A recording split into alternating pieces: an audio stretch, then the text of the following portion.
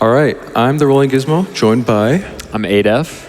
And we're going to get started right away. So first of all, we do have an incentive that we have to cash in. You just selected normal on campaign again? Yes. Okay, just verifying that we're good. Yeah, so this is a part of setup called counter manipulation. We did the first part of the setup off screen, but essentially we're going to be getting rid of the counters. So just verifying Elena Fisher won the incentive. That is correct. Elena has won with $556. Good choice, Perfect. chat. Let's do it. Good choice. All right, let's quit to the main menu and get started. All right, new game. Continue speed run, Explorer. And the countdown's all you, my man. All right, let's get started in 3, 2, 1, go.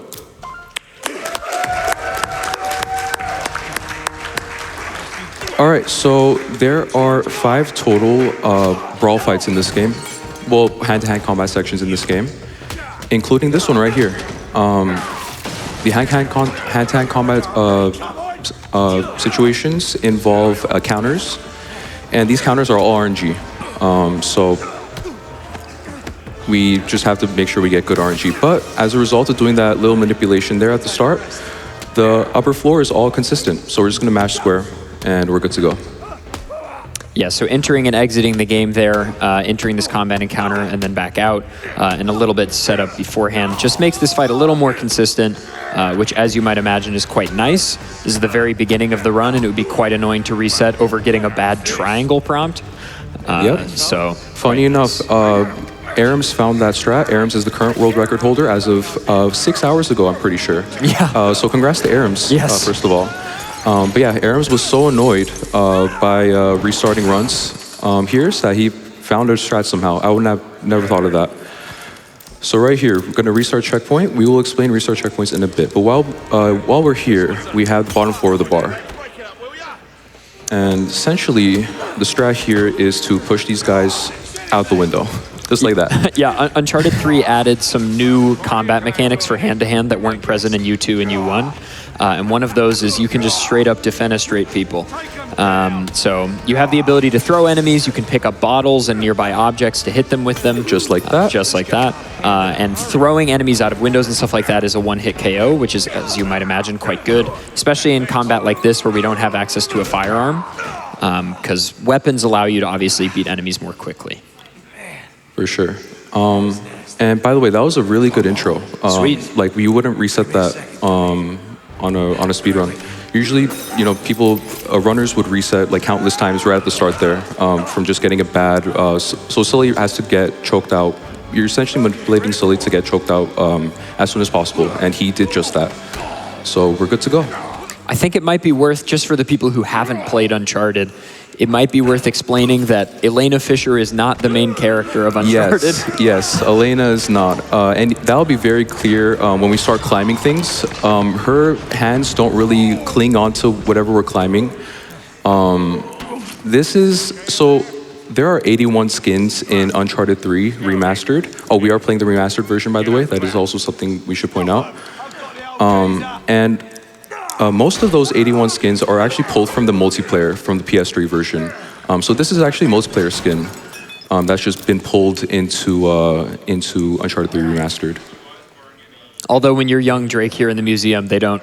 That doesn't change. Yes, yeah, young Drake stays the same because your height is different. So if you're actually a bit shorter, and as a result, you climb things differently. So if your skin stayed the same, you'd be able to climb higher things, stuff like that. Yeah, the majority of the sort of skeleton of the character will be, you know, relatively unchanged playing with Drake versus playing with Elena, but there will be some strats later in the game where playing as Elena is actually a detriment because the female character model is just like slightly shorter. Yes. But we'll get into that.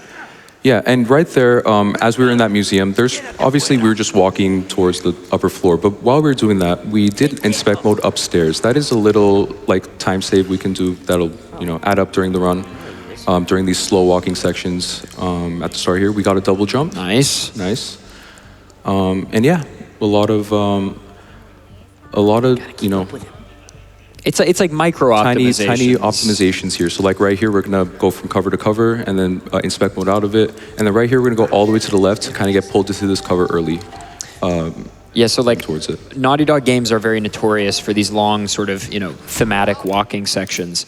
And these micro optimizations are to try to get Drake to move just a little bit faster because getting pulled into cover is very fast, cover to cover is pretty fast. And also restarting checkpoint to just like move things along. Yeah, so restart checkpoints, that was the second restart checkpoint of the run. And yeah, doing so, restart checkpoints basically, pull your allies more forward. They might help you, once we finish a skip, we restart checkpoint to, make the game more stable, stuff like that. You'll see restart checkpoints all throughout the run, including plenty in this chapter, just to get a bit ahead. Yeah, coming up here, we're gonna get through this door, and we're actually gonna do a strat called early pole grab, or at least I'm gonna try to. We'll see if I get it. But essentially, you're not allowed to, the game doesn't let you grab onto anything or climb anything until Sully gets through, not this door, but the door to the locksmith ahead. So instead of waiting, we're gonna try to grab onto this pole. For whatever reason, grab onto this pole if you go to it a certain way, and just like that. Nice. And climb up past these vines and restart checkpoint. Yeah, so that restart checkpoint sort of just jumps him ahead just a little bit in the progression of this climbing here. And the reason that works is kind of interesting. Naughty Dog games handle checkpoints in a really interesting way. There are basically like regions that you hit that then say, okay, you've reached the required place to stand to hit the next checkpoint. And we can use this to our advantage because if the place where the checkpoint puts you when you die or fail or restart checkpoint is further ahead than where we currently are, but we've already made it to the next checkpoint like that, we can immediately snap to that place.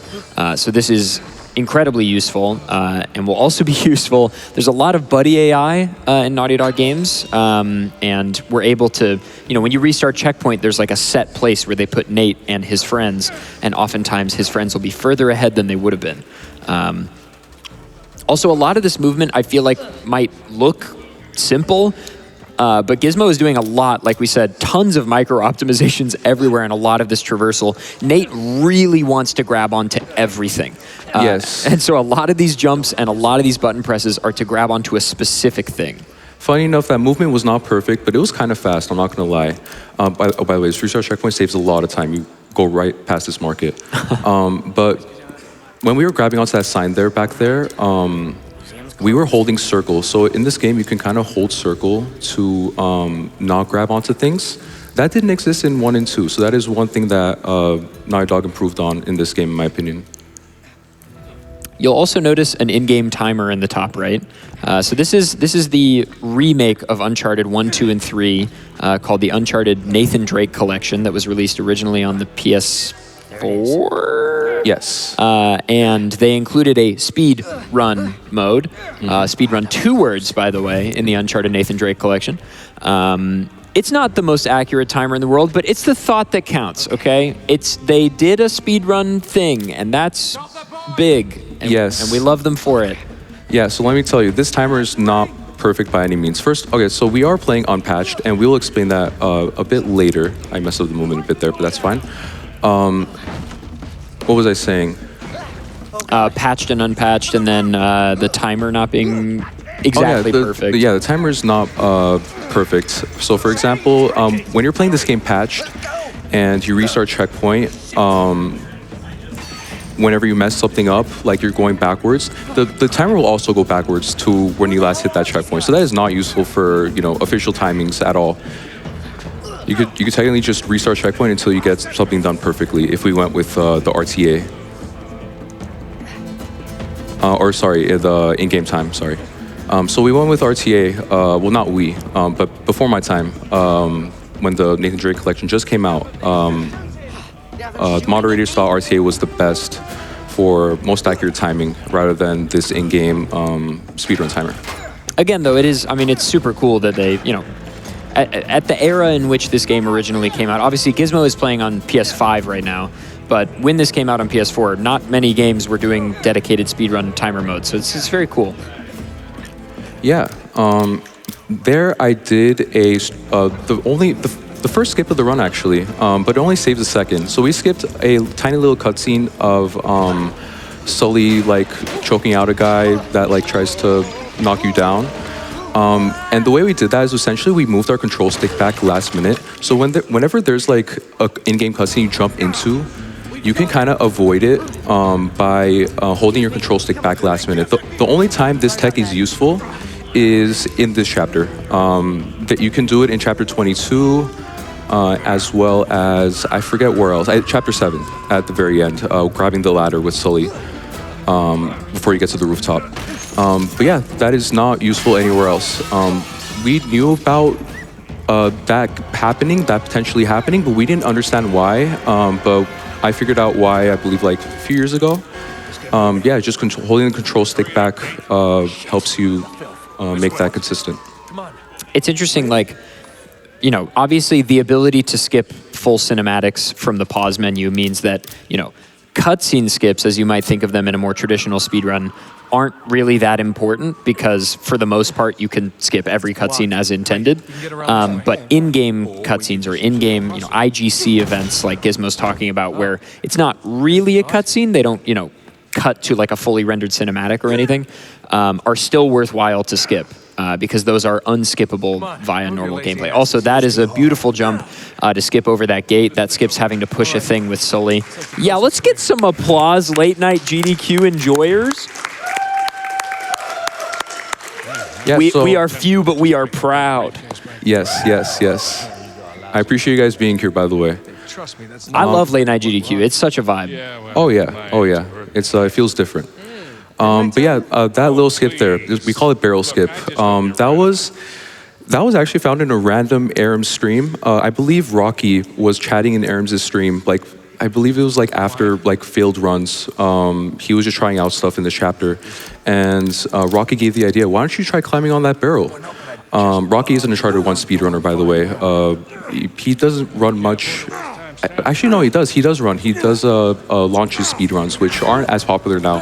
But besides the point, Rocky was like, why don't you try climbing on these barrels and see what happens? And Arams did it, and it worked. So shout out to Rocky for helping us find that skip. You'll also notice here circles of the unintended nature of using a different skin that doesn't quite fit Drake's 3D model. Oh yeah. Because, you know, all of these climbable ledges, all of these, you know, manipulatable objects are built for Drake's model. And Elena's is just a little bit different, so her hands don't really grab. If you thought climbing was impressive in Uncharted already, imagine you didn't even have to touch the handholds. Oh yeah. You just levitate around. It doesn't really change anything in gameplay, actually, but it's just visual. Yeah, there's only one time known that it actually does change things as a result, but we'll get to that, as adef actually briefly mentioned that earlier. But before we got down here, actually, there was a little thing we kind of skipped over. We call that window jump. I forget who exactly found that one, but essentially that just skips a ton of climbing by, you know, landing on that little sliver of that window. You land on that sliver, you jump to the other side, and that skips a ton of climbing that can be kind of inconsistent sometimes. And yeah, I wish I remember who found that, because that was also a find during my time, like in the, I think back in 2021. So yeah, I started running this game in late 2020. You know, here might be a good time for a brief shout out. Anthony Caliber. The GOAT. Yes, Anthony Caliber, shout out to him. He's a really good Last of Us speedrunner. My first speedrunner I really I watched daily. It would be like here and there, you know, I'd watch a YouTube video, I'd watch a stream like here and there, but Anthony I'd watch every single day his grounded speedruns. And eventually he did a Uncharted 3 any % grind. And he also did eventually run this game alongside Nolan North, the voice actor for Nathan Drake, along with plenty of other things in his resume. But Uncharted 3-wise, those two things kind of inspired a whole like revolution in this game, which runner The Wise Penny was also inspired by his runs, runs with Nolan North and his grind for any %. So he has done a lot for this community. I highly doubt a lot of these skips would have been found if he didn't really have his platform to kind of put it out there. So huge shout out to him. And we did skip over the donation. It's Gizmo's favorite voice line. Yeah, it's my favorite voice line. Basically, Cutter says lead on McDuff, right? Or is that Sully that says it? Oh, Sully says it, and then Cutter says it's lay on McDuff, and then I forget the next line, but that's one of my favorite voice lines in this game. Well, speaking of donations, do we have time for some? Yeah, sure, go for it. All right, $25 from Melon, who says, best of luck, Gizmo. Super proud to see you playing Uncharted 3 at GDQ and being able to show off how much the speedrun has evolved over the years. Thank you, Melon. Enjoy the experience and don't get lost in the desert, winky face. And $50 from Anthony Caliber, who says, hey, Gizmo, best of luck with the run. Naughty Dog represent. Thank you, Anthony. Appreciate you. What's up, AC? Do I still have time for a little more? Yeah, a few more. All right, $10 from Trash Pandacoot, who says, first time donating. Uncharted is one of my favorite series, so had to donate. Also, trans rights. Hell yeah.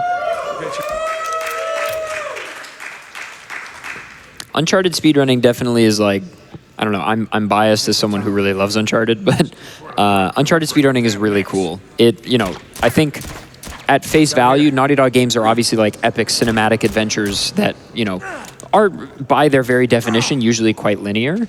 And you might think that might not lead itself to a really great speedrun, but I mean, everything from Crash Bandicoot up to The Last of Us Part 2, like, all have interesting speedruns. And this game is no exception.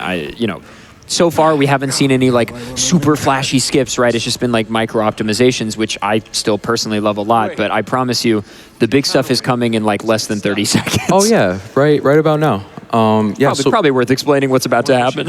Yeah, so we already did our first cover launch of the game. So cover launches are kind of the bread and butter skip of this or glitch of this game. Essentially, this is a backwards cover launch, so we're gonna do a cover launch here. I'll explain it after this skip because I'm gonna focus a bit. Sure. So right now Gizmo is out of bounds and maneuvering around out of bounds. And like I said earlier, how Naughty Dog handles these checkpoints. Basically, even if Gizmo hits some of these checkpoints out of order, if he hits the one that starts this combat encounter, the game says, oh, you're in this checkpoint. And then if he restarts checkpoint, it will put him where he's supposed to be in said checkpoint, load the world around him, put his buddies where they need to be, and any enemies where they need to be. It's incredibly useful, and one of the reasons Naughty Dog games can be speedrun with a lot of glitches, because these checkpoints can often be hit out of order. Yes. Yes, and it makes it really fun as a result. Yeah. Yeah, unfortunately, Uncharted 4 is one of the games where play tested really well. Whoever was in charge of play testing Uncharted 4 did a really good job because a lot of those triggers. Regrettably, that was my team. I wasn't on the team yet. I worked on TLL, but the people I worked with did a great job on U4.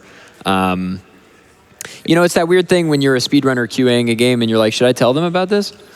You find it out of bounds. You're like, man, should I keep this one for me? No, of course not. Hey, let's give a round of applause for adef for doing so much for playtesting the Uncharted 4 Lost Legacy, or sorry, just Lost Legacy. I just did Lost Legacy. Yes. No. I really do want to, like, I was only at, there for a while, but, it is really amazing to see what goes into making a game like this. I think people often take for granted just all the pieces that have to come together to make something of this scale. Games like this require hundreds of people to work very dedicatedly, including QA. Massive shout outs to anybody that works QA at a studio. Oftentimes they are undersung and underappreciated. I love you guys, and I know your job is harder than people make it sound. So just pat yourselves on the back. All right, so here, this is kind of the first difficult part of the run, I would say. We're gonna be doing some perfect launches, hopefully. We will see if that is the case. But yeah, we're gonna do a bunch of cover launches. I still haven't explained cover launches, but we will do that soon, hopefully. It looks like that. Yeah, it looks like that. Oh, I kind of messed up the second one, but let's try to recover it. Also, worth noting that Gizmo is playing on Explorer mode. As you might imagine, the easiest difficulty is the fastest difficulty for speedrunning, because notably one of the big changes in higher difficulty ratings in Uncharted games is enemies take more bullets to kill. And that is one of the reasons that Explorer is so fast, because killing enemies faster allows you to progress certain combat encounters more quickly. As you can see, a lot of these enemies are being one-tapped. But notably, Gizmo will still be aiming for headshots on a lot of these enemies, because especially on higher defense enemies later in the game, headshots will be necessary to kill them more quickly. By the way, that cover launch is probably one of the hardest in this game to get perfect. This movement has been so good through this section. Yeah, that was pretty good. I'm not gonna lie. Well done. Oh, that's a tree. That's a tree. Coming up, we actually have the hardest stretch of the game. As soon as we get to the chateau, so I'm gonna be kind of quiet. But until we get there, let's actually explain all those cover launches. Yeah. So essentially, waist-high cover. If you take there's standing cover and there's waist-high cover in this game. Whenever you take cover on waist-high cover and you aim and you press circle and let go of aim at the same time, you can cover launch. That's pretty much explaining a cover launch. There's not really much else that goes into it. Why it works, I have no clue. Waist-high cover has kind of been a sort of a commonplace creator of bugs in some of the early Uncharted games. I don't know why that is. I think it's just, plain and simple, a side effect of you're putting the character into a different state. That's a nice quick little... And a lot of these cover launches are just to save a handful of seconds. Yeah. But this upcoming trick is going to be one of the biggest skips in the game. So this is the manor.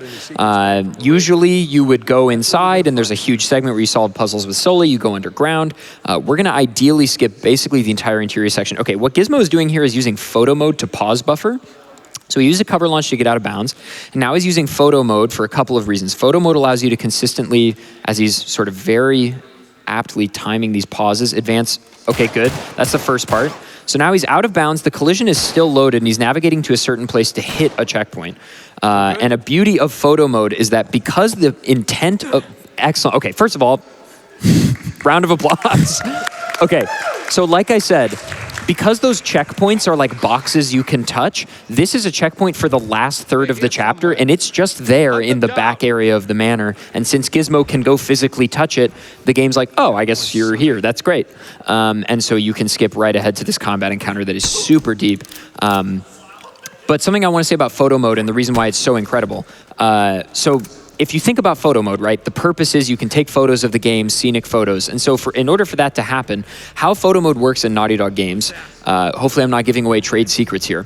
When you pull the camera back, the intent here, right, is that nothing should deload, right? So if something typically is supposed to deload when you don't look at it in the game, photo mode says, no, load everything so that we don't accidentally, take a photo of broken collision or something.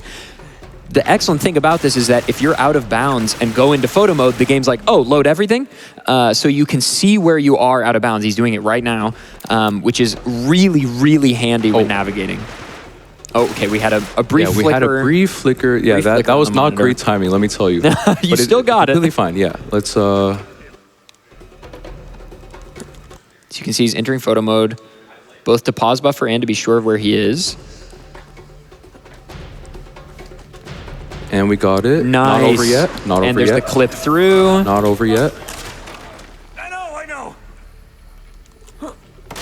Okay, I did see Melon die at that chandelier jump, so I was like, I hope I don't get that. Okay, now we can applaud. Now we can applaud. And there's a little skip here as well. We saw a new clip there also. So Gizmo clipped out of bounds with a cover clip. And then Gizmo was doing the like aim clip. I don't really know exactly how that one works. Yeah, it's well, there's a lot of stuff there. We did shimmy clipping. That's the only shimmy clip in this run. There's famously in Uncharted 2, you can skip the whole train by doing a shimmy clip in the train area. And then here is actually a shooting wall cover clip. And here we're loading in the next section. But essentially there was a lot of text we did there. That were all like cumulative finds by the community. That first cover launch where I was pause buffering, that was found by Matt. Matt really doesn't like this game, as do a lot of people, like a lot of casual people. But He came back because he saw the community was struggling to really find a skip, and he's like, I can do this, and he found that first skip there. So shout out to Matt. And then that next strat there, the idea was brought up by Panzerdeer. Panzerdeer brought up the idea. He was exploring in debug mode, seeing like, oh, this trigger is here. Like, if there's a way to get here, like we could skip to chapter 7. And I basically went to the game for probably like 3 days. It took 3 days to figure this out. We essentially got it to work through collaborating. We found that back August 2023. And it was shortly banned thereafter because, yeah, so it's a long story, but we have some time, so we can explain it. So that skip, that ladder skip, ladder, L-A-T-T-E-R, at the chateau was banned because there is a consistent crash that happens if you're not playing as a skin. And skins only unlock after you get one treasure. And that doesn't feel very any percent like opening a fresh new game. So it was banned shortly thereafter. But through a community vote back in May, so just a month or 2 months ago, community thought, why not bring this to the run? It makes the run more interesting, it makes it more fun. And there are a few other reasons in there as well, but essentially brought it into this game, and I think it was an excellent choice. Essentially, all you have to do is you are required to play this game with a skin now. And yeah. Also, those long gun clips. So there's two types of firearms, basically, for all intents and purposes, in Uncharted 3. You have your sidearm and your long gun. So there are some of those clips where Gizmo is going up against a wall and then aiming up with a long gun and like phasing through the wall. I believe that's only possible with long guns. Yes. Yeah, so that's one of the techs that I think are exclusive in this game. I don't think that's possible to do in 1 and 2. I'm not sure about 4 and Lost Legacy, but 1 and 2, that is not possible to do. I don't think that's in 4 or TLL. But yeah, again, these are 1, 2, and 3 are built in a similar engine, but they do have their respective qualities, respective broken things that make it fun in a different way each. So that's the appeal of kind of playing these games, playing these different games, and seeing like, oh, what is there to do in this game? What is there to do in this game? It's very fun group of games to play. Oh, I kind of messed that up, but that's fine. This chapter has an absolutely nutty skip. Yes, and hopefully we get it. It's really hard. It's really hard. Yeah, I was kind of struggling with it since I got to Minneapolis. So hopefully we get it here. But we are going to turn off the Elena skin. As adef mentioned earlier, skins do affect things in this game. Yeah, so basically, first of all, Gizmo's going to be going for a propane tank shot here. Propane tanks explode when shot. He's going to try to take out 4 guys simultaneously, or as many as possible. That guy's climbing up. Unfortunate RNG. Yeah. But basically, so Elena is slightly shorter than Drake, right? And Gizmo needs to drop a propane tank and go into cover on the propane tank as it's being dropped. The problem is Elena is shorter than Drake, so the propane tank hits the ground sooner. So Gizmo's going to have to change back to a Nathan Drake skin just for this skip, and then we'll change back afterwards. But yeah, this trick is really wild, and we're hoping for the best. Yes. It's quite hard, though. Yeah, so everyone has their own setup, and this is mine. And I didn't want to change setups last minute. That's never a good thing. No. So we are going to change it as we get here. Change back the skin. I'm just going to quickly do this and then this, and just to get to the normal skin. And then remind me to switch back to... I will, yeah. Yeah. And so again, Gizmo's just trying to drop the propane tank and go into cover on it. He's right up against this other cover. That was close.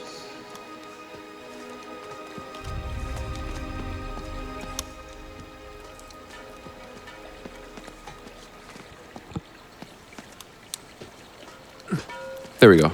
Okay, so hang on.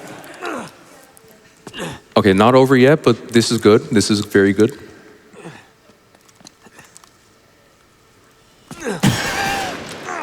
I love the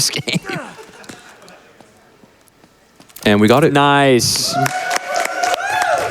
Okay, so this chapter is super long, like super long, and that just skipped a very sizable chunk of this chapter. Oh yeah, pretty much, basically all of chapter 8 and 9, besides the beginning and the end of chapter 9. Beginning of chapter 8, end of chapter 9. So that's like, I believe, 20 minutes compared to glitchless. 20 minutes. Like, I soaked that in. Like, flying around weirdly on that propane tank just saved 20 minutes. Because there's, you know, this area is one of the areas, like I was talking about earlier, where, like, you know, you progress downwards and there's lots of traversal and puzzles and combat, and then you come back up at the end. And so the fact that you come back up means, hey, if we can hit that checkpoint that's over there, it's over there, and it will load the next segment. And so it allows you to skip a huge amount of the game, which is really sick. Let's get one more round of applause. That was really sick. And first of all, do you need to change your skin back? Oh, yes. I said I would remind you, and then I just flatly didn't. Thank you so much for the reminder. I would have completely forgotten. We also have a couple of new bid wars that have opened for the one-shot run later tonight. Player name choice and Return the Sun or Return Home, and that affects the ending. We have a $100 donation from Rimo Swag, who says, making this donation on behalf of my dad, who learned about this game recently and wanted to support. Hey Gizmo, so happy to witness this run finally get its spotlight at GDQ. The Uncharted community is amazing, and it's really exciting to see the new strats on the big stage. We're cheering you on. Appreciate you, Rai. Yeah, so I do want to shout out Rai as well. So Rai actually released a Summoning Salt-esque History of Uncharted 3 video. So as we're in this chapter, we're starting this chapter, I want you guys to, if it's okay. Yeah. I want you guys to click on new tab, go on YouTube, type in History of Uncharted 3. You should see Rimo Swag come up, a video by Rimo Swag. And save it to your watch later. Obviously after all these amazing runs at GDQ. Whenever you have any time, watch that video. She did such an amazing job. And so yeah, shout out to Rai. Heck yeah. It's I'm always so impressed by the Uncharted community and any of the Naughty Dog speedrunning communities to like give you a peek behind the curtain. You know, obviously in the testing process of these games, lots of things are found, lots of bugs are found.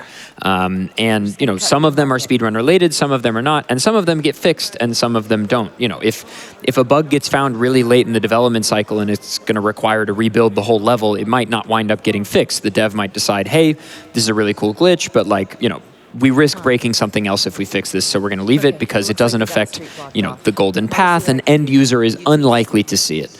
And, you know, the question then arises when the game comes out. As a speedrunner, I have speed tech that I was told was allowed to stay in the game.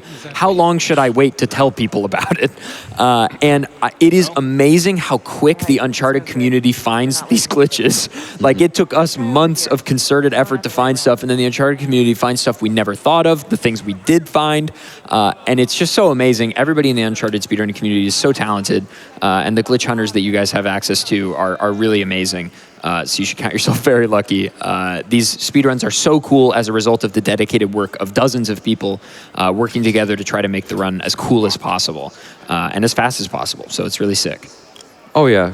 Huge shout out to, honestly, everyone in the Uncharted community. There's way too many to name. I know if I start to name a few, I'm gonna forget others. So I don't really want to start naming some and then forget other people.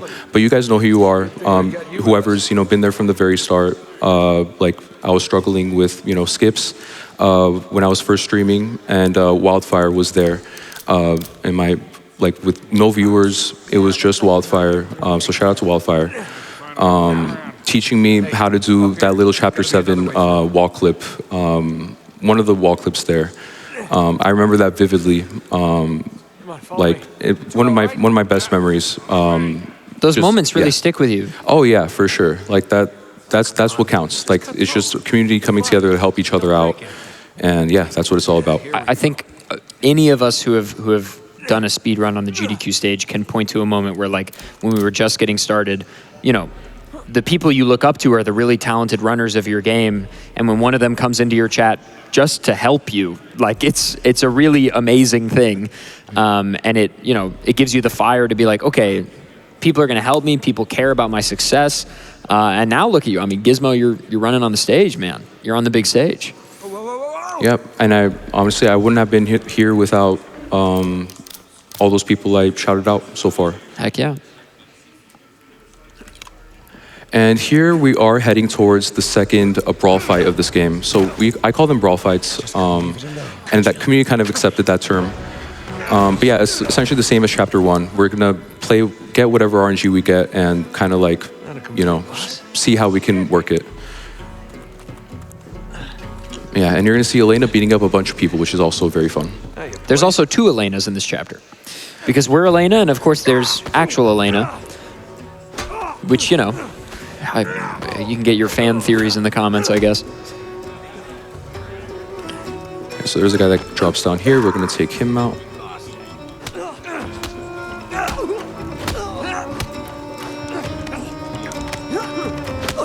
Yeah, these sort of fisticuffs encounters, the brawls as you call them, are interesting because they're optimized very differently than the gunplay encounters. When you have a weapon, you're like, okay, I aim here, wait for the guy to drop, shoot. But here it's like, okay, I wait here, grapple, throw, item. Like, it's almost 2 completely different systems that require you to think about the game very differently. Right. By the way, that right there was, I did get hit, right? But that was on purpose, I promise. That is called brute manipulation. That was found by Anthony, actually, in his brief stint in this game. When you get hit and you're doing a second hit on the brute, you will always get a takedown on the brute, a takedown hit. So the combo hits, you can do combo hits on the brutes, but those hits actually do not count. They're just there for show. So the only hits that matter are the takedown hits, as I call them. Whenever Elena does, or Nate does a heavy punch on them. Uncharted 3, Elena's deception. Let's get the hell out of here. And right at the start here, we're gonna be doing a really quick strat. This is a bit harder than it looks. And yeah, you're holding circle there, getting down the ladder a bit, and then letting go at the right time as well. And we're down on this well. And here there is a bit of downtime. I just need to listen to what's going on and get things going. Sure this is the right place? Yeah, So yeah, good time for donations. Of course, I'd love to give an update for the Hungry Ghost character choice bid war. Hungry Ghost is coming up later tonight. In first place is Christopher with $50, and in second place, Christian with $45. There is no appreciable time difference in the run. However, each of these characters is more proficient in a spear or a crossbow, respectively. So it is a very interesting run with those differences. This is what Francis Drake sketched on the back of the map. All right, briefly right here, there is a little glitch you can do that Matt found, actually. Francis Drake must have made these notes when he was down here. I'll do it in a bit. Let's trigger this next part. You do have to aim the map here. As soon as he says that. Guess we just have to find the right one. So if you take cover here and you aim, you can actually play this game in first person, very briefly. That's pretty funny. And the map is stuck on the hand. Yeah, a lot of these puzzles in Uncharted games. Oh, and we're T-posing a little bit. Nice bind pose. Beautiful. Uncharted games, the puzzles in your first playthrough, it is useful to hear the NPCs say things like, I think we go here, I think we look at the map. But obviously in a speedrun context, it's like, no, I know the solution.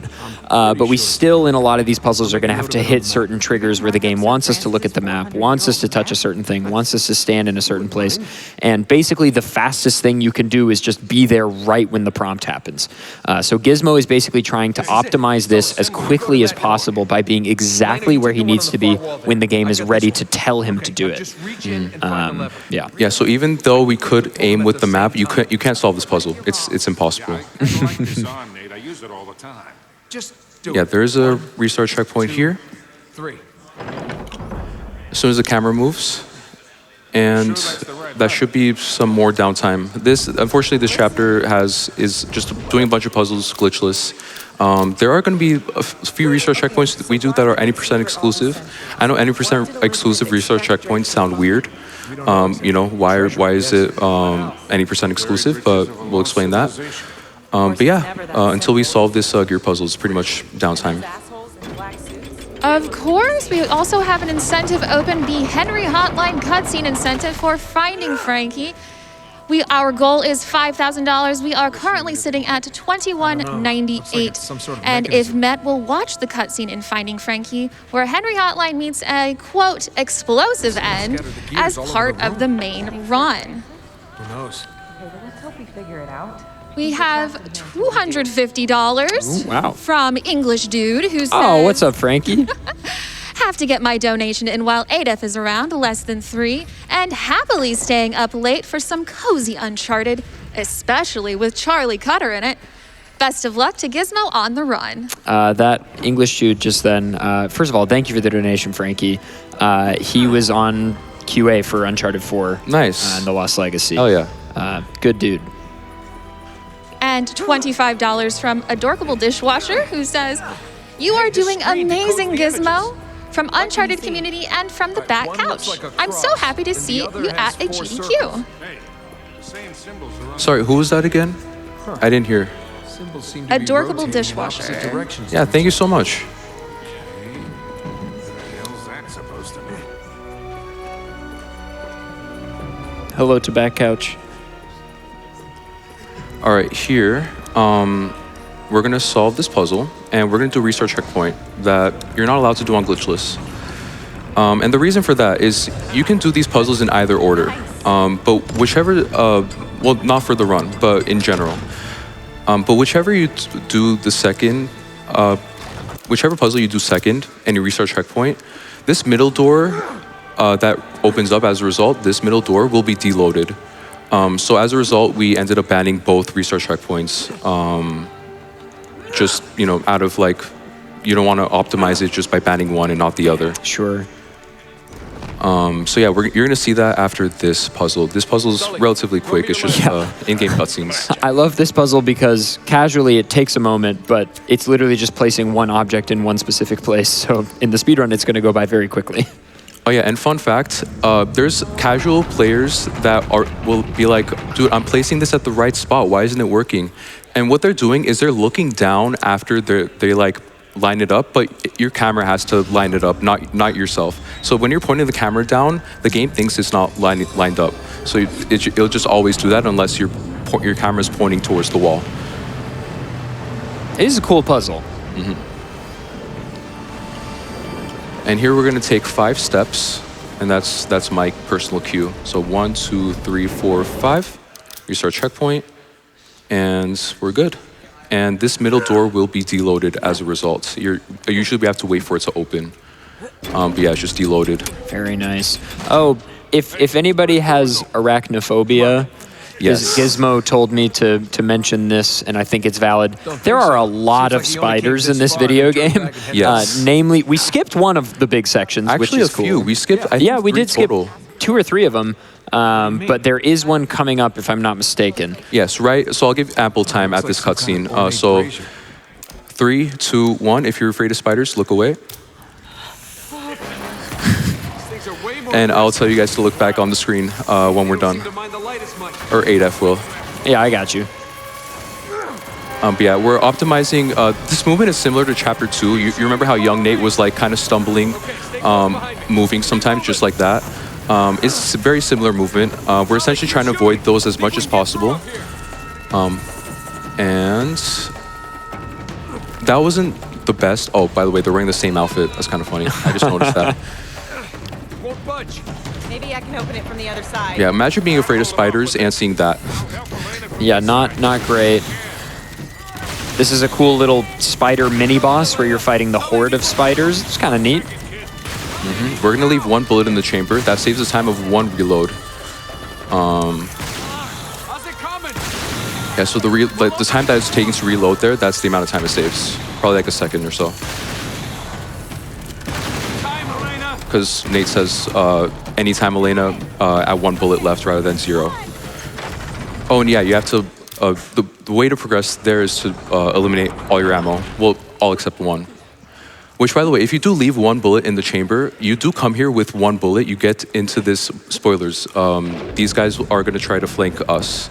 And we're gonna only have 1 bullet if we only had 1 bullet in the chamber. And Penny was doing a crushing run, and We're good on spiders, by the way. oh yeah, we're good on spiders. Good on yeah. spiders. Penny was doing a crushing run, and he didn't know that when I told that strat to him. So he accidentally came in here with 1 bullet on a crushing run. So to this day, I'm really sorry, Penny.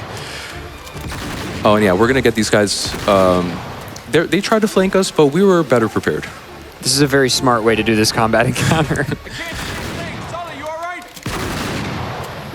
Yeah, so here, this is the second to last guy, but when we get to the last guy, we're actually not gonna fully kill him until he goes down. If you do kill him as he's on this rope, the game will soft lock, it will not progress. So we're gonna wait, and as soon as the camera zooms out, we're gonna restart checkpoints for Sully's buddy AI, or else he's gonna like run around like trying to see where to go and all that. So that saves the time of that. And yeah, we're gonna get up here and do a little strat on the fountain after this. Plenty of in-game cutscenes in this chapter, unfortunately. Got it.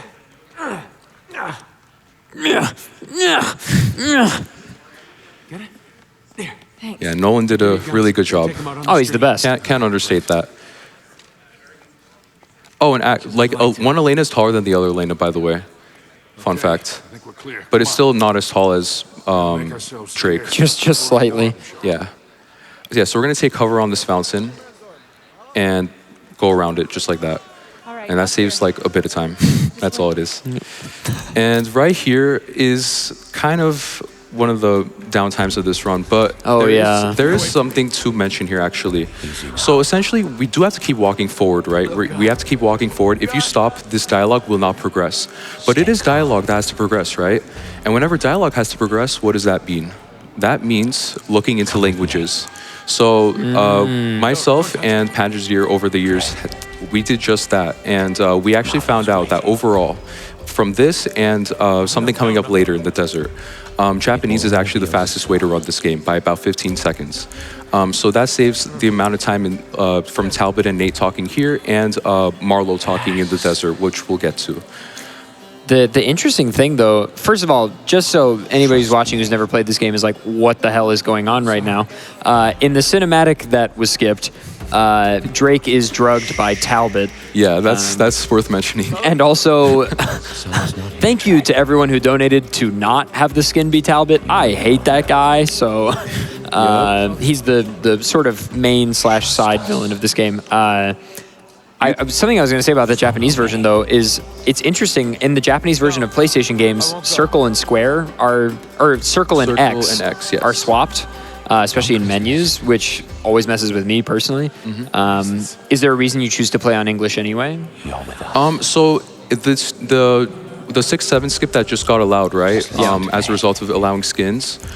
You do have to do that strat of getting back into the staircase, jumping back into the staircase differently. Because what I do is I exit photo mode, and when you exit photo mode, you press X to confirm, right? Yeah. And you have to jump at the same time. And if you hold X, it lets you jump as you exit photo mode. By the way, as soon as Talbot says where is it, you don't have to do anything, you just stand here.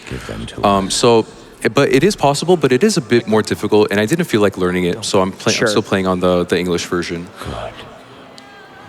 And also, how could you resist all this amazing voice acting? It's true. It's true. Let me know when I can cut in for some donations. Could probably do one right now, I'd say. Oh yeah, well actually, let me just really quickly point out. We will be getting ahead of Talbot here quite a few times, and it looks kind of funny, so look out for that. But yes, go ahead with donations. $80 from Satan herself, who says, "This is my donation for getting the 1 in 1,000 chance diamond and predictions. Being a part of GDQ is one of the great honors of my life, and I am thrilled to give even more money to MSF. Trans rights, and let's get that cutscene." And that cutscene is, of course, the Henry Hotline cutscene from Finding Frankie. And we don't have a lot of time. We have to get that done at the start of the run. We currently have $2,662 left. We are currently sitting at 46%, so please get those donations in as soon as you can. By the way, GG's on the run, Satan. Yeah, a lot of these chase sequences are fairly scripted. It's what you might call a bit of an auto scroller. But I love getting ahead of Talbot. That is so funny. Yeah. There is a chance you could get ahead of him in this next part coming up, but it's very rare. I've only gotten it 3 times, and one of them was actually in a 100% speedrun. So in a 100% speedrun, let's see if we get it here actually, before I say anything. No, I did not. So in a 100% speedrun, you have to get all the trophies, including Brutal, including everything, all treasures, all of that. But in order to do that, you have to do a crushing playthrough, because Brutal is not unlocked in a first playthrough. You have to play through crushing first. So you do a crushing playthrough and then a Brutal any percent playthrough. And I've only done 2 runs ever of 100%, and in one of those runs, I got ahead of Talbot there, and it does actually save time. It saves like about 2 seconds or so. So yeah, very rare, but if it happens, it does save time. Is it ever really explained how Talbot just like, to be fair, a lot of the times in Uncharted games, we survive things we shouldn't be surviving. But is it ever explained how Talbot like survives getting shot in this game? Not really. Okay. Well, people just assume it's like a bulletproof vest or whatever it may be. And it's been a long time since I really like caught up on the lore of everything. When I first played this game back in 2012, 2013, right, I was very into the lore, but obviously it's been a long time since then. And it obviously still has a very special place in my heart, despite the flaws with this story. Of course, I mean that's fair to acknowledge. It's still probably my favorite game of all time. I'll say Uncharted 3. Just overall with everything, soundtrack included. We didn't even mention the soundtrack. Oh, the soundtrack is so good. Amazing. My favorite Uncharted soundtrack. Let's see. A round of applause for the soundtrack. And that's saying something, because all of the Uncharted games have pretty bumping soundtracks. So to say this is your favorite is pretty big. Yeah, Greg Edmondson made the soundtrack for Uncharted 1, 2, and 3, and he popped off there. Oh yeah, we do a little roll strat there. Yeah, he popped off in this game especially. He nailed the Arabic tones, so to speak. Did really well with all of that. And right here's a skip. We basically just jumped early, and this is not how it normally looks like. And when we get here, we're going to research checkpoint to make things get back to normal. And we could also get ahead of Talbot here. If I can get it. Let's see. Yep. Yeah, so we're just ahead of Talbot. And he's going to phase into us right there. Restart checkpoint here. And this is the second, actually third hand-to-hand combat that can have RNG, but we got perfect RNG there. 3rd out of 5 in this game. We're actually going to go 4 out of 5. Perfect RNG. I'm getting drowned. Yes. We're going to get the 4th brawl encounter, 3rd brawl encounter, 4th hand-to-hand encounter coming up next at the start of this chapter.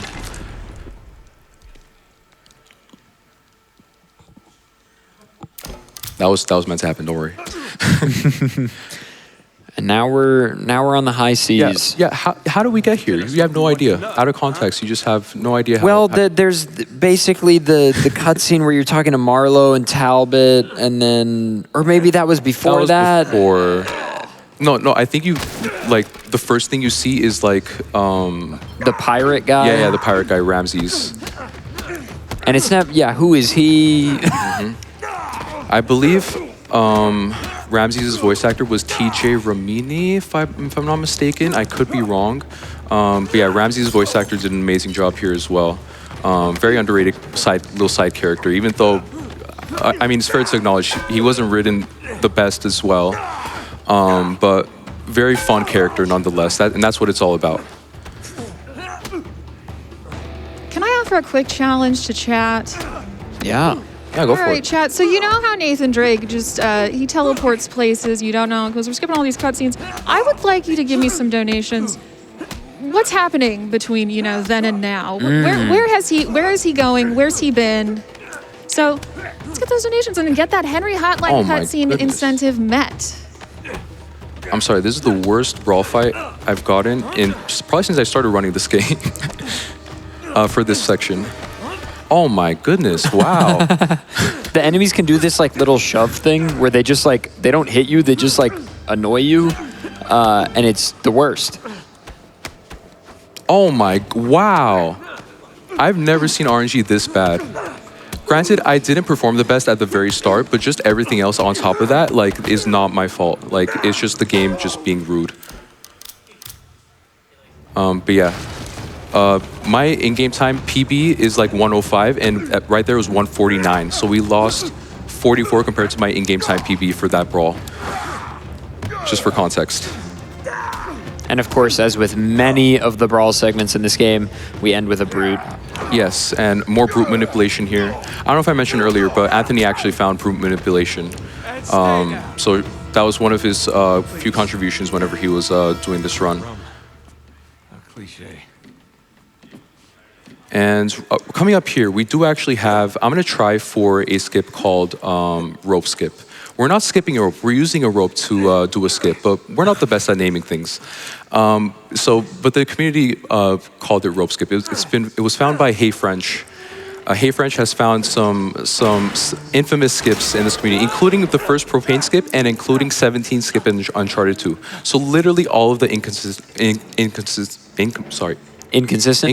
skips, including this one right here. So that's 3 total.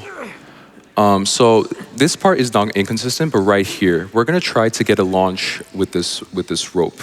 And if I don't get it within 3 tries, I'm just gonna, oh, we got it first try, nice. Nice.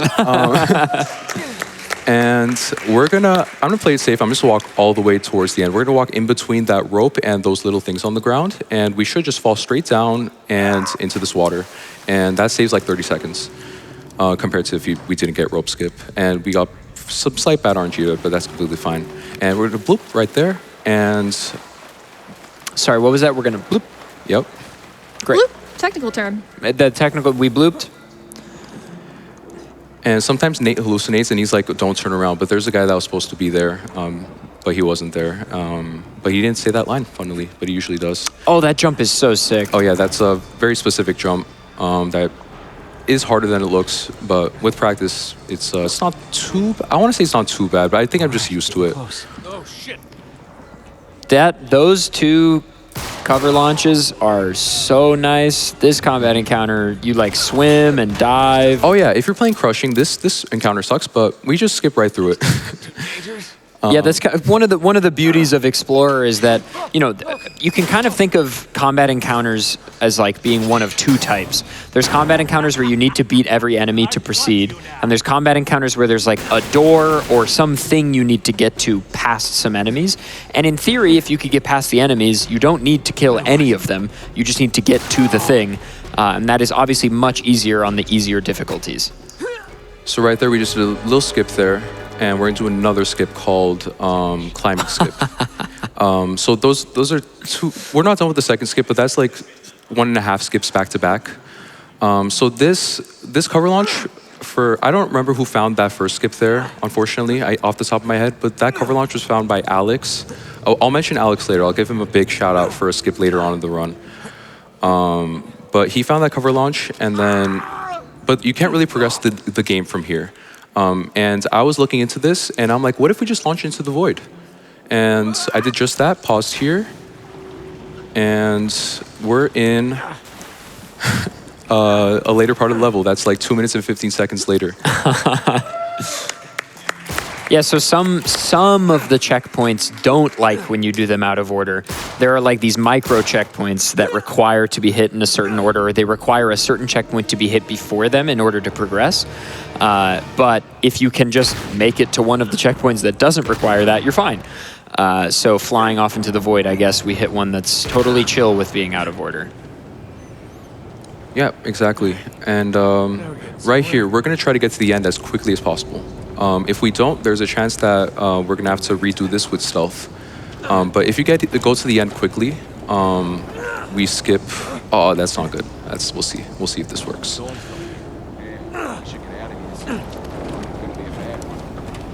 And we are good. Okay. So sometimes, if you get caught here and the game like acts normal,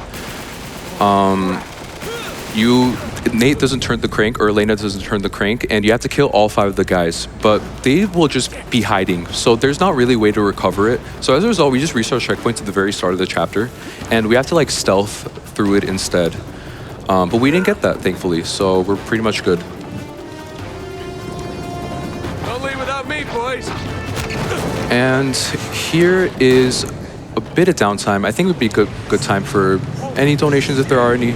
But if not, I can fill in with some stuff. Yeah, of course. $100 from Alex and Dad, who say, the Uncharted series has a special place in our hearts. It brought Alex's dad back to video games, and it's the reason why we are a PlayStation household, even though we love all systems and all kinds of games. Thank you, Naughty Dog, for making amazing games. Good luck, Gizmo, for the run. And an excited hi to adef on couch and sweetpeebs at hosting. As GDQ25 is amazing. Hi! Let's go. All right, so here we're just waiting until a ship comes and we're gonna restart checkpoint. You don't have to do anything here. I'm setting my controller down.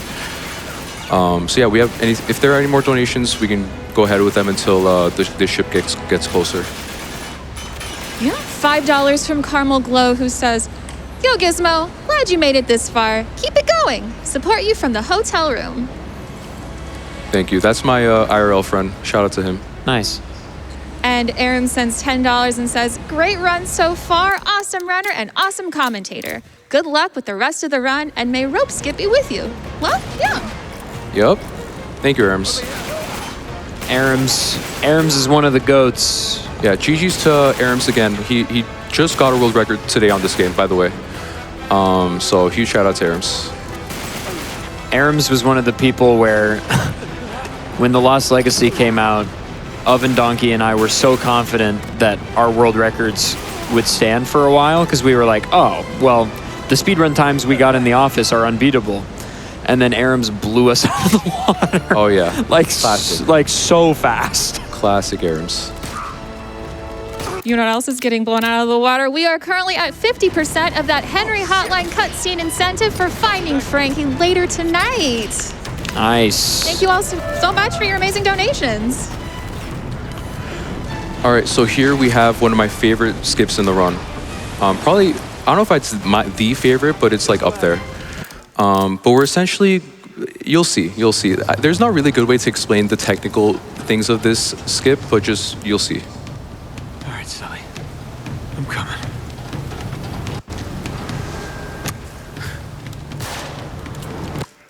Cool. What? And we're gonna wait here for a bit. Yeah, so you can actually hold in photo mode to let the world load around you, because otherwise you would fall into the void long before the world loads. So for some of these, it's advantageous to sit in photo mode. Oh, that is weird. I've never seen that before. Okay, let's do that again. Oh my God, he said the thing. I was very high up too. That usually happens when you're too low, but I was not too low. I'm coming. This has to be something doing with the fact that the ship is rocking back and forth. Yes. Oh, I don't know if this is gonna work. Let's see. Yeah, a lot of silence here as we wait to see what the game gives us. And we'll take that. You just well, I'm gonna play it safe and just climb down normally. I don't know if I triggered the checkpoint or not. Right. But usually we land right down here. I'm just gonna show it as if we landed here. So usually you'd land right down here, you press circle and then cover launch towards Sully. And it looks really nice, but I unfortunately didn't look that smooth. Okay, so that was maybe the first instance we've seen of an enemy that requires 2 shots to headshot. Some of these enemies have helmets, so you need to knock the helmet and then shoot again, which means that, you know, sometimes you can just go for a quick double tap, but other times you need to be a little bit more precise. Basically, all that means is Gizmo's just aiming and shooting well. Damn it, this is it. And also, some weapons, as you might expect, are more powerful than others. So this particular sidearm, he just swapped it for the Mac, but the sidearm that he was using just before that was a one-tap on most enemies. And so oftentimes, the weapons are basically scripted. Like, enemies drop the weapons they will always drop most of the time, and the weapons that are placed around the world will be in the same place every time. So Gizmo knows what weapons he's going to get for the most part, and will be picking up certain ammo and certain weapons at certain times to deal more damage or shoot further or those kinds of things. Yeah, the good thing about this chapter, though, is there's no more encounters, but it's just whatever gun you feel comfortable just, like, doing shooting with. Because we do have to, like, shoot to move. Oh, yeah, that's a tech that I didn't really explain, but a faster way of moving whenever you have a gun is to shoot while moving, essentially. And you just do that with whatever gun you're comfortable with. As soon as the triangle prompt disappears, restart checkpoint. Nathan Drake has that John Wick effect where he just truly cannot be killed. Yes, yeah. It just goes through literally everything. Skin of his teeth. House burning down, floors falling down. 12-ton generator falls on him, and he's like, oh my god, I need to press triangle. Yep, including right here. This one's one of the funnier ones. Like, what are the odds of that working out?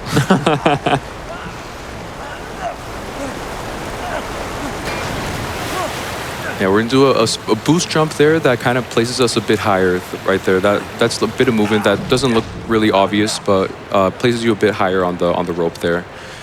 So yeah, it's just a lot of movement optimization here. For example, instead of climbing sideways, we can just climb right up. There as well as right here. So just from the back rather than from the side. Well, however you see it. Yeah, the ship is sideways, so. This is a cool level. Oh yeah, here we have shimmy skip.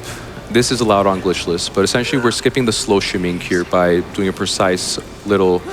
You hold your control stick in a certain direction, as well as jumping in the middle of the shimmying area, and you just skip all the shimmying. That takes like 15 seconds to do.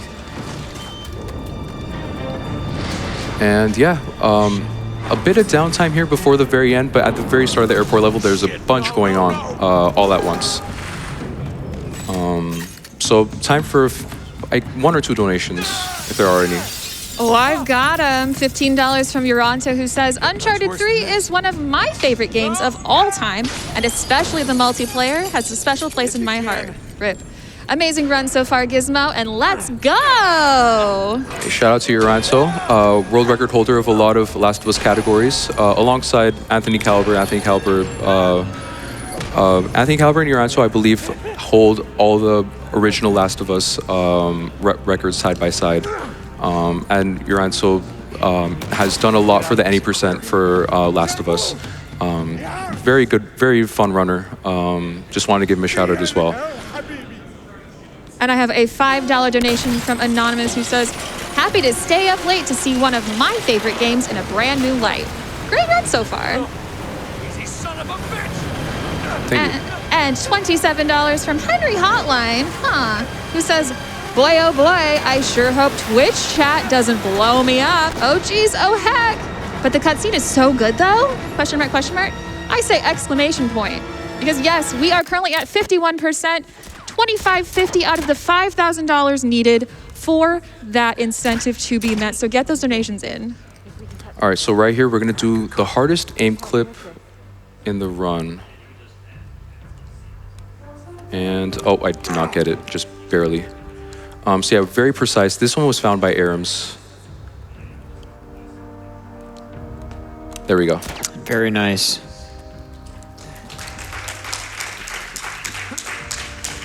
And restart checkpoint here just for game stability. And we're not done yet. We're gonna be going out of bounds slowly, or shortly. Cover launch here to get to the out of bounds spot. So right here, we're gonna do backwards clip again and cover launch forwards through this little airport level. Climb up on these crates and do yet another cover launch towards the runway, slowly. Wow, that skips a lot. Mm-hmm. And by the way, I'll get to this, but yeah, Elena just spawns in with her Jeep. Will the airplane load? That's my question. Come on. Just game corrects itself. The airplane's there. She's just driving like, hey. Yeah, and we're gonna restart checkpoint right away. I would keep it there just for, you know, Just the for humor. goofs, yeah. But the game does crash if you leave it there. So you do have to restart checkpoint really quickly there, or else the game will crash like 99% of the time. So yeah, so but yeah, that's airport skip. That this whole chapter has changed so much. Like it has gone through different variations of like things essentially, and this cumulatively like just was a cumulative effort of like the whole community of just like finding little things here and there, including a random viewer of pennies. So that first gate clip that we do where we took cover into the gate, that was found by a random viewer in the Wise Penny's comments. By the way, the Wise Penny is a runner of this game. He's the current second place holder for the any percent category. I'm third place. Random commenter said like, oh, I think you can actually do a skip here, and he linked a video, or obviously we don't know. That's yeah. They never link the video. That's how you know it's good. When commenters are like, "Oh, I actually never played the Deku Tree. I went straight to Dodongo's Cavern, bro. When I was a kid, I didn't need the Master Sword." But if they're like, "Oh, hey, look at this video I made," then you're like, "Oh, okay. Well, hang on." Yeah, I believe they didn't link the video at first, and then we asked them to like send a video of it, and they actually did. So it's the good ending. Okay, it's the good ending. Yeah. I hate when interactions I have the bad ending. Mm-hmm. Yeah, the hand placements obviously just look very off as a result of the skin. And this is the big set piece of Uncharted 3. This is the one that was shown at, I think, E3 as the like, oh my god, look at this. And it is very cool. Oh yeah, and fun fact, Kurt from the Kennel, how do you say his last name? Marginau? Marginau. He's the one that designed this very like E3 set piece as well as the following chapters. So it's like according to his LinkedIn at least. So I'm not sure if that's like fully accurate, but he was the game designer, I believe. So like this was like the beginnings, and now he's doing big things at Naughty Dog, I believe, for Intergalactic coming up. Kurt, I'm sorry if I mispronounced your name, Kurt. I apologize. Oh, by the way, we got some weird RNG there. That can sometimes happen where Elena just refuses to climb up, or Nate will just refuse to climb up. It just randomly happens. I've gotten that probably like 6 times total throughout my career. Well, maybe more. But Elena will just refuse to climb there, and that just lost like 5 seconds for no reason. I love how you're struggling going back and forth between Elena and Drake every time you mention something. Yeah, in here you don't really have to kill anyone. You're just waiting for the levels to progress. We're gonna do some target practice. Very loud target practice, actually. That is one complaint casual players have about this game, by the way, is the gun sounds are very loud. And some of you in the chat might have noticed that as well and might not have said anything because you're too nice. But yeah, that could be something, one of the critiques of Uncharted 3 as well, which obviously you play this game so long, myself, like you notice the little things and like you actually like do like start disliking some things about the game, which is unfortunate. But yeah, that's just nature of speedrunning, I guess. Can I just say, I don't really like the amenities available on this flight. Yeah. I booked Comfort Plus and it's not working out. That took me a second. I didn't understand it for a second. Oh yeah, fun fact here, difference between PS3 and PS4. When you're going right and left here, it's actually faster on remastered compared to PS3. This is very slow on PS3, like slowly going left and right. But you actually kind of have to align yourself really well on remastered. That might be an FPS thing. Bro, if you lived this, you should write a book. Like, you're one book and a movie deal away from never having to hunt for treasure again. Oh, yeah.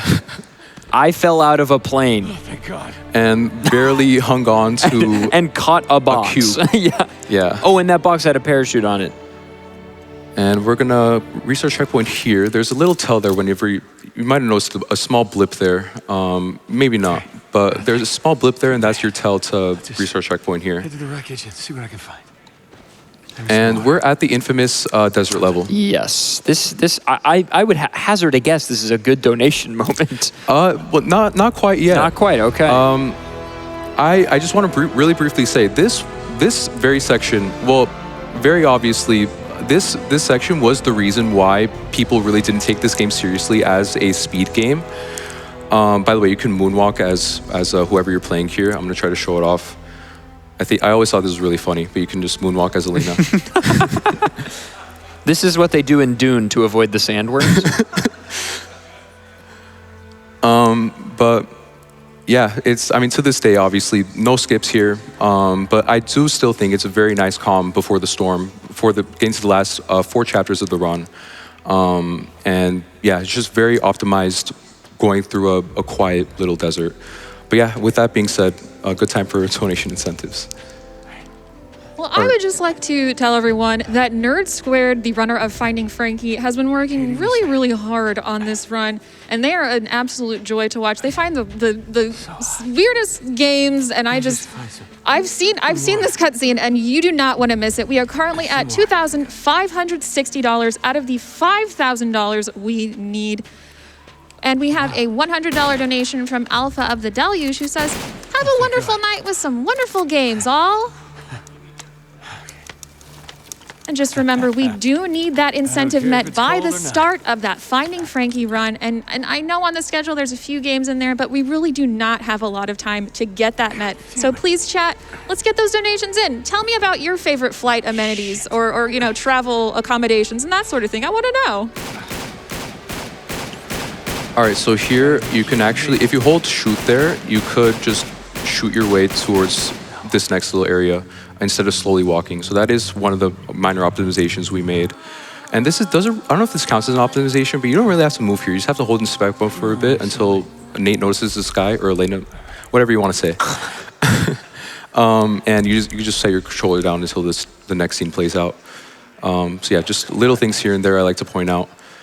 You're supposed to be walking in circles to kind of convey you going back to the well in the next scene, spoilers, as the game is kind of doing by itself. But yeah. Up next, we're gonna actually we're gonna see Sully in the distance here. Unfortunately, it's only a mirage of him, or so we think. But instead, we're gonna go right up this mountain. I'm talking to him. I'm exhausted. And we're gonna get a slight stumble. I know it's very riveting gameplay. We're gonna get a slight stumble there that saves a bit of time. Yeah, not many things there. But Let's go speedrunning! Yeah, but everything counts. Yeah, this is the second section where language matters. So this section progresses whenever Marlowe finishes reciting this poem. Which is actually a real poem, and I'll get to that in a bit. But yeah, this is cumulatively, this and the previous section is faster than in the Japanese version. And I found this out through Ant's grinds for any percent. There's actually water in this well. So Nate just got really unlucky pulling that sack. Damn it, I've been going Again, you notice the little things running. That was Anthony's fine, but again, really funny little thing there. And while Marlowe continues to recite the poem coming up here, this is actually a real poem that Marlowe is reciting, or Marlowe's voice actor is reciting. I believe it's called The Wasteland by T.S. Eliot, released after World War I. It was supposed to talk about like feeling lost and feeling like whatever after World War I. You know, obviously, you're seeing a lot of destruction, a lot of like feelings of like, oh, what the heck's gonna come next? And Amy Hennig decided to put that poem in this game to kind of convey Nate feeling kind of the same way, like feeling lost, feeling like there's no hope. And that was kind of a creative choice. But most casual players don't really catch on to that, unfortunately. They just think it's just a random reciting of Marlo just saying some lines to get in Nate's head or something. So yeah. Sort of the emotional through line of this game is that Nathan's actions are sort of hurting his friends. Like continuing to hunt for treasure, continuing down this path to follow Sir Francis Drake's journeys is, you know, at the great cost of his close personal relationships. So it's sort of fun to see Nate's arc, I think, quite successfully drawn out. You know, say what you want about the story of this game, but I think a successful arc of the story of this game is like Nate comes to realize that like 100%. his relationships are more important than a piece of gold or whatever. But I guess the one criticism of that is they kind of did the same thing in Uncharted 4. So they just did the same. Sure, but they did it well again. Yeah, I guess you could say that. They did it well again. I guess some lessons are meant to be learned twice. Hey. I mean, that connects to real life, right? Some lessons are meant to be learned twice, maybe 3 times, maybe multiple times. So, yeah. And with that, we are at the last little scene of the desert, going into the next chapter, which actually has stuff going on. Don't worry. And here, the strat is, by the way, Sully isn't there, spoilers. The strat is to hold forward with inspect mode, and look down. So you're gonna see that in a bit. So right here, we're gonna hold forward and look down. And whenever the screen starts to fade out a little bit, we're gonna hold left and a bit down on our left stick. So I'm gonna visually look at my left stick and see that I'm doing left and a bit down. And that takes us like immediately up the hill in this next scene. Rather than like slowly going up, and sometimes you can stumble. And here, instead of going forward, we're just gonna do a left turn. Screw that village. And that progresses the next scene faster as well. If you keep going straight, you just keep walking for like 10, 15 seconds without it going to the next scene. But if you just turn left, it progresses the scene faster. That was found by, who was that found by? That was found during my time as well. It was either found by Penny or myself, or both of us, I want to say. So I remember Penny wanted to go to the right, or I wanted to go to the right, and then one of us found to go to the left, or whatever it was. But yeah, that's one of the optimizations made after 2020. I like to say 2020 was really the revolutionary year for this game. You know, everyone was bored at home for COVID. They saw Anthony running Uncharted 3. They saw Anthony running this with Nolan North. And some people decided to give it a shot, including myself and Penny. Right here, this skip was found by Alex. I mentioned Alex earlier. I would never have thought in a million years to...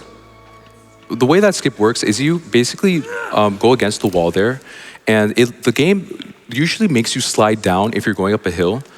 But if you go against the hill and you go right, the game doesn't make you slide down. I would never have thought of doing that. And Alex found that, and he found the skip the exact same way we do it to this day. And Alex is notorious for finding amazing skips and just disappearing. We never hear from Alex ever again. This is one of them. So shout out to Alex Richardson. That's just his YouTube name. He doesn't really, have like a speedrun name, so to speak. Oh, that's a little glitch of this game. You can actually grab onto enemies that are already dead and just like push them away.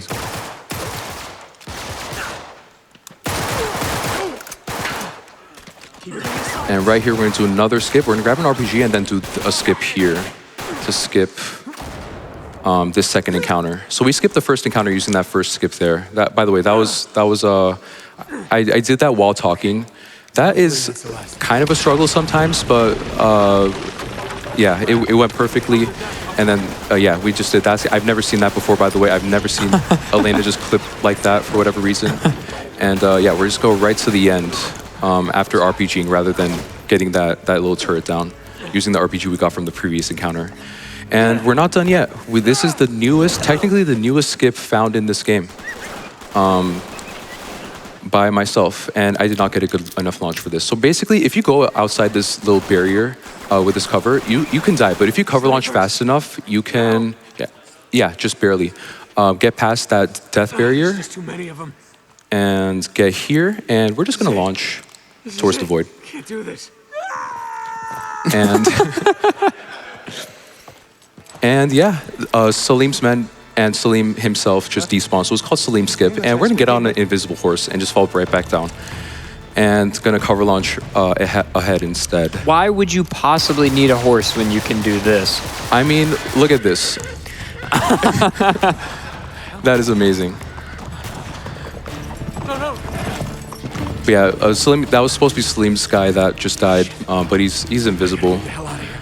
And yeah, basically it's a bunch of guys, tribesmen in the middle of the desert are essentially saving us now, but they're all invisible.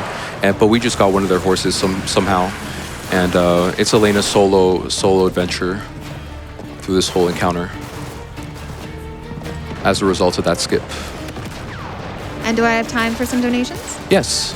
All right, we have $10 that says, in this house, we stand Elena Nathan Drake, gender fluid icon. I got it. And Indeed. and that $10 can actually get you entered to win, for example, a Rupee Tribute keychain set. So remember, the current prize block is ending at the end of this run, so make sure you check out all of the prizes, like a $10 Plants vs. Zombies walnut ceramic shaker, provided by our very own Satan herself, the runner of the Plants vs. Zombies run. So remember, you are automatically entered to win these prizes with every single donation. And all of those donations, as long as you apply the incentive, make sure you apply the incentive to that Henry Hotline cutscene incentive. We are currently sitting at $2,575 of the $5,000 we need, again, by the start of that run, and it is coming up very soon. Chat, I know we can do it. You're all very beautiful. Let's get that cutscene incentive met.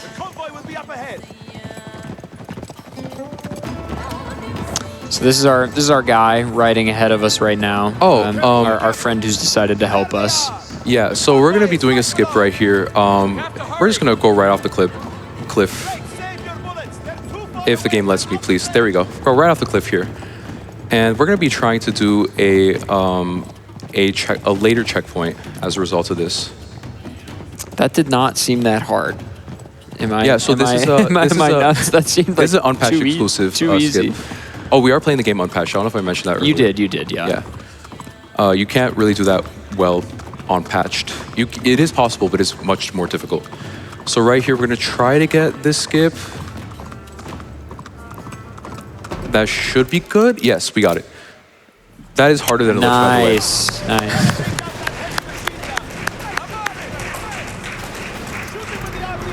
And we're gonna be doing some specific RPGs, and that was really nice as well. That is harder than it looks as well. Are you reloading quickly by swapping to your sidearm? That is aim swapping, Yeah. whatever you want to call that. That does exist in this game. You will see that in other games as well. But yeah, it's included in this game as well. Oh, right here, you can set your controller down. There's not much to do here. But yeah, while we're here, I did want to do a few more shout outs, if I remember. Yes, I wanted to give a shout out to Brad Tatum specifically. Brad Tatum I want to say was, but I'm going to say is a Uncharted 3 crushing speedrunner. Brad speedran Uncharted 3 crushing between 2020 and 2022. Almost daily, I want to say. Like, it felt like it was daily. At least nostalgically, it feels like it was daily. And it was basically like the place where all the Uncharted runners, a lot of Last of Us runners would kind of gather and like kind of catch up with each other. And I always thought that was like one of the things that kind of like glued the community together. And Brad was a really big part of that kind of like cohesiveness of the Uncharted community, in my opinion, at least the way I see it personally. So I just want to give him a shout out. He unfortunately does not do many runs anymore. He has a wife and a kid and a job and all that jazz. Yes. Yes. The fabled life I've heard so much about. Yeah. And yeah, he unfortunately doesn't have the time anymore, but back in the day, just amazing influence on the culture of the community, just in general. Right here, we're going to. There's not really much to do in this combo. You literally just hold forward there until you get to the front. And we're gonna be shooting this brute as he pops up and try to get him. This was found by Arams. So we're gonna try to shoot this brute. And I think we did get a shot on him. If we did get a shot on him, we saved the time of one brute manipulation here. And it's just immediate into the next cutscene. So let's see if we got it. We will know if we got it. By the way, this scene was directly inspired by an Indiana Jones movie. I believe The Lost Crusade it was called. The Last Crusade. Last Crusade, there you go.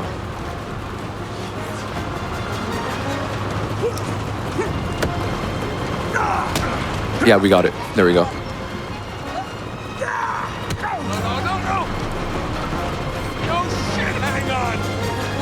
Elena's grip strength is better than Nathan's. She's not even touching it. Dude, I know, I'm saying. Yeah, and coming up here we have the Sandstorm, which is another infamous crushing or brutal spot. You'll probably recognize it immediately if you play this game casually, unfortunately. This will bring back horrible memories. The convoy. As soon as you hear it's the convoy, we're going to restart checkpoint. That plays you a bit further ahead, but as a result, you do have to do this encounter a bit differently. And we're just gonna, instead of stressing out about this, we're just gonna zoom right past everything. Hopefully, well, let's try to get a better one. Right there. There we go. That was supposed to be a bit smoother, but yeah, we just zoom right past everything. And yeah, anytime in that encounter, if you get to the door, by the way, even if you're playing Crushing or Brutal, you just finish the encounter. So just, my advice to you is just rush to the door. Don't actually do that, you'll probably die. But yeah, here we do have a lot of strats in one. Like, this will look like a cohesive strat, but this is a lot of strats in one. So we're gonna wait for the statue to move a bit right there. And that's our cue to take cover here. And we're gonna do a cover launch. This is found by Jury. Shout out to Jury as well, but I'll get to that. And cover launch there, and just get to the other side immediately. And instead of climbing down those ladders, you just drop down like that. So that is like 3 strats in one that I just did really quickly. That were all found in different times. So it's just like a collection of strats by the community, like the community found all at once. Right here we have the introduction of the Jinn. We're gonna pick up a Tau, because Taus are one hits on the Jinn. Yeah, so basically what has happened here in the cinematic that was just skipped, basically throughout the course of the story, we've been informed that this ancient lost city was lost on purpose because the souls of these Jinn, or genies as you might know them, are basically buried beneath the city.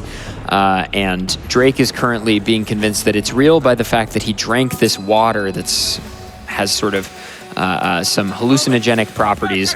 So the enemies that he's shooting that he thinks are Jinn are actually just enemies. They're just normal guys in Talbot's army. Here, if you're afraid of spiders, look away. I'll give you 3 seconds. Oh, good 3, call. 2, 1, now. And we'll tell you to look back up. Let's remember this time. Oh, yeah. But yeah, you were saying, I think you're in the middle of... Yeah, just obviously... Drake is seeing things, basically, is the TLDR. Mm-hmm. Sorry, Elena is seeing things. Yes. My bad. I mean, we're just going back and forth at this point. Yeah. Now, somehow we're back as young Nathan. Hi, young Nathan. If you're young like me, the actor for young Nathan is played by one of the characters from Lab Rats that was on Disney XD, which I think is a really cool fun fact. I forget what was his name exactly. But yeah, that's a little fun fact. He does a good job. Mm-hmm. Does he also play young Drake in Uncharted 4? No, completely different actor. Interesting. No. I guess he is younger in that. Or older, I'm not sure actually. No, because he's at the orphanage. Yes. In Uncharted 4. Yeah, you're right. Okay. Oh, no, Here is the second to last major skip.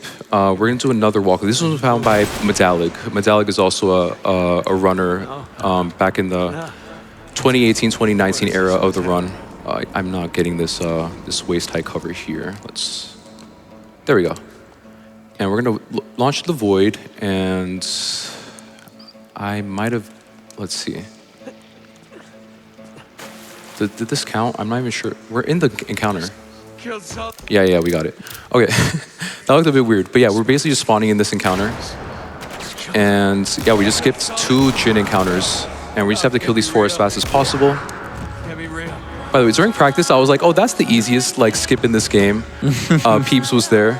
I was like, that's the easiest skip in this game, and I just messed it up. That's really funny. But yeah, speaking of Peeps, this is a good last downtime before we get to the end of the run. So yeah. I would love to read some donations. We have $15 from Grinch, who says, talk about low budget flights. No food or movies? I'm out of here. No food, movies, or right wing or hull. It's actually no plane. No plane. Wait, that was someone else. You run just as fast, Gizmo. Great to see SGDQ still going even at night. Thanks to everyone who makes this possible. And that $15 goes towards that Henry Hotline cutscene incentive. We are currently sitting at $2,625 of the $5,000 needed. We do need that pretty soon in the next couple of runs. They're going to go by really, really fast. And remember the whole slate of prizes that we have available through the end of this run. So please, you are automatically entered to win all of these amazing prizes we have. Just get those donations in. You know what we never did? We never told people to look back. There haven't been spiders on screen for 2 or 3 minutes. Oh yeah, sorry about that. Yeah, we forgot once again. But yeah, that little spider section was just until we shot Sully. I should have mentioned that earlier. So yeah, all that skip that I messed up that I just talked about, that you could have watched the screen if you were looking away. So sorry about that. You missed the whole skip. Which means you can go back and watch the run again. Oh yeah, that should be fun. Yeah, a little bit of movement there to get to this middle part quickly, and we're gonna be doing a cover launch towards the middle of this encounter. Hopefully that works. I'm not sure. That's like hit or miss. There we go, it worked. Yeah, if we get to the middle of this encounter, and we do have to kill everyone here, or Nate just like awkwardly dies at the end. It kind of looks funny, but obviously I don't want to get it during a marathon. There we go. Look at this place. Yeah, if you don't kill everyone, Nate just like falls over, or Elena will just like fall over, and it looks really funny. Right at the cutscene trigger there. It's the game telling you like, oh, you forgot to kill someone. Like you should try this again and make sure you kill everyone, and all that. And we are actually going towards the very end of this run. We do have one more major skip here. It's actually the very first skip I learned, period. This last skip here. It'll be like in a minute. Surprised the whole place hasn't come crashing But down yet. it might be, I've said this so many times, but it might be one of my favorites just because it's the first one I learned, and like it's just so smooth to do now compared to when I first started. You know that feeling when you're just starting to learn to run, and like it's so like weird, and like everything just feels weird. Yeah. And you get so comfortable with it later on. You're like, oh, I like struggled on this before, and it's actually like Now it's second nature. yeah. And that's how I feel about this skip. Watch me mess it up now. By the way, now that I said that. But yeah, right here we're gonna be doing another wall clip by shooting upwards. Nope, we got it. And yeah, just gonna climb out. We basically like got it until we just need to hit a cousin trigger. But yeah, that's the hard part.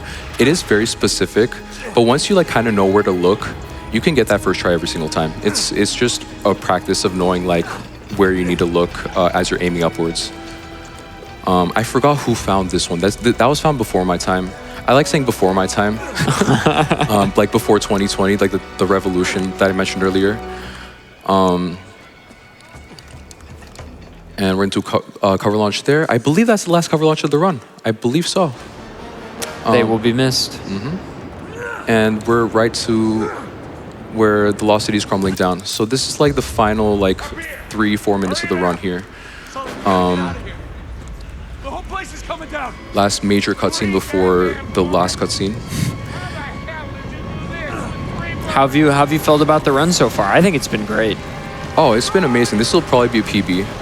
Really? Yeah. Yeah, I think it'll be just over 140. That's Or so 141. sick. Which it definitely could have been better. Well, obviously, you're gonna say that every single time. Yeah, that's just how it goes.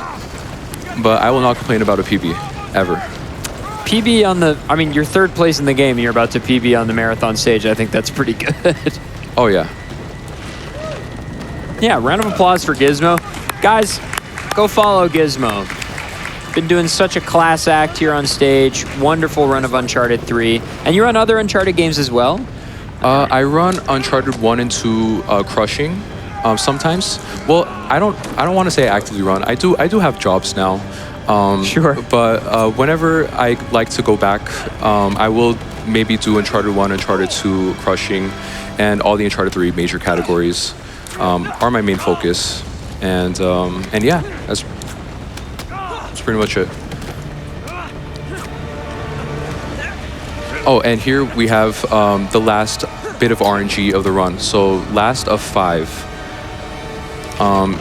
Every circle prompt you're seeing here and triangle prompt is like completely RNG. Like if the game wanted to, it'll just give you perfect RNG, but it just won't. Oh, and I might die here because we're in the middle of, oh, never mind. Talbot kind of fixed the game. That might be like an in-game like fix of like, oh, just roll him out of the cover because you're in the middle of nowhere.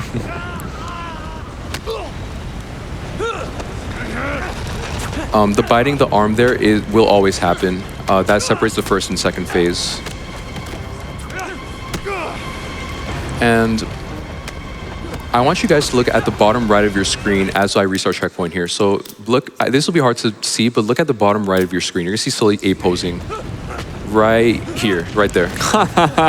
That'll always happen. PS3, remastered, everything. That's just a small oversight. Obviously, again, you play this game so much, you notice the little things like that. I think Anthony actually found that, noticed that one as well. He decided to get out of his T-pose to, to help out. Dropping that far and catching is like, you'd win Olympic gold for bouldering. Like, oh yeah, for sure. It's incredible. If anyone can negative dyno that far, I'll personally pay you $100. That is not a challenge. You will hurt yourself. All right, we are getting right towards the end, so get ready on that time.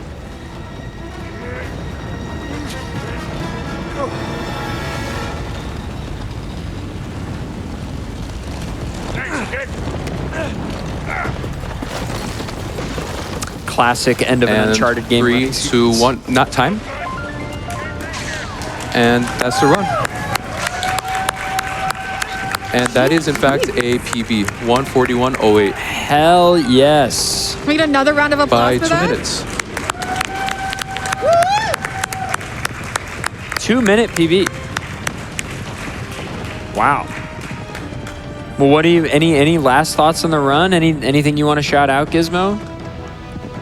I just want to say I did not think this run would go this well. I mean, you guys saw it. I was doubting myself like a little bit. I'm not gonna lie, but it ended up coming out really well. I really like how it turned out. Obviously, some skips didn't go the best, but that's gonna happen in a GDQ run, obviously.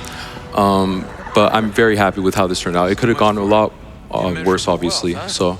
I think I did all the shout-outs I wanted to. I think everything's covered. I really appreciate the time here. Shout-out to Doctors Without Borders, the charity. Shout-out to Games Done Quick. You guys are doing amazing, running an amazing marathon for, I believe, 15 years? Yeah, 15 years this year. You guys had to put that on a shirt, 15-year anniversary. Yeah. Yeah, you guys are doing amazing. Keep doing what you're doing. And that's pretty much it for me and adef for now. And thank you guys so much for watching.